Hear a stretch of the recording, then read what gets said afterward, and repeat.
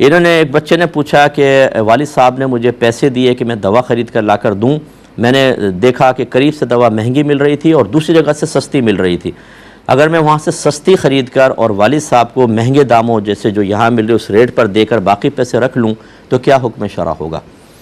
देखें, ऐसा सही नहीं होगा और ये हर एक के लिए ये मसला है। जैसे किसी ने आपसे कहा बाज़ार से चीज़ ला देना, आपने सस्ती लेकर बाकी पैसे रख लिए और उसको बाकी लाकर दे दिए।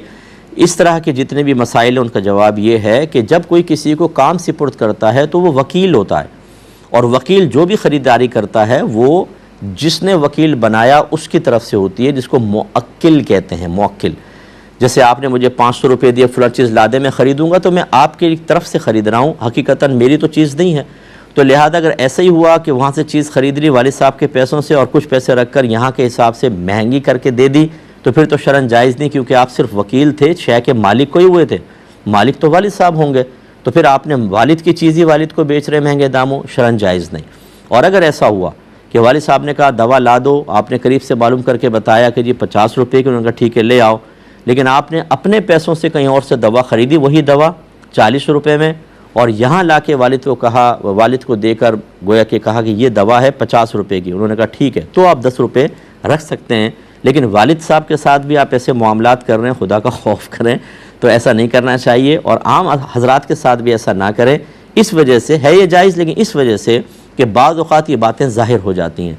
जब ज़ाहिर होती हैं तो हर एक कोई शरई मसला नहीं जानता, वो कहेगा इसने मेरे साथ धोखा किया, चीट किया है, मुझे कह रहा था 50 और 40 की ख़रीद के ला के मुझे 50 की बेच दी। और ऐसे राज कभी कभी खुल भी जाते हैं। इससे एक मुसलमान की इज़्ज़त ख़राब होती है, उसका वक़ार मजरूह होता है और वो उसकी शख्सियत डैमेज हो जाती है। और मज़हब हमारा बहुत ही सेंसिटिव है इस मामले में कि कोई मोमिन ऐसा अमल ना करे जिससे उसका वक़ार ज़ाइल हो जाए। हत्ता कि नबी करीम सल्लल्लाहु अलैहि वसल्लम ने फरमाया कि कोई वज़ू करे और इमाम रुकू में चला जाए तो वो भाग कर जमात में शामिल ना हो, बल्कि आहिस्ता आहिस्ता जाए, अगर रकत मिल जाए ठीक, वरना बाद में अपनी पूरी कर ले।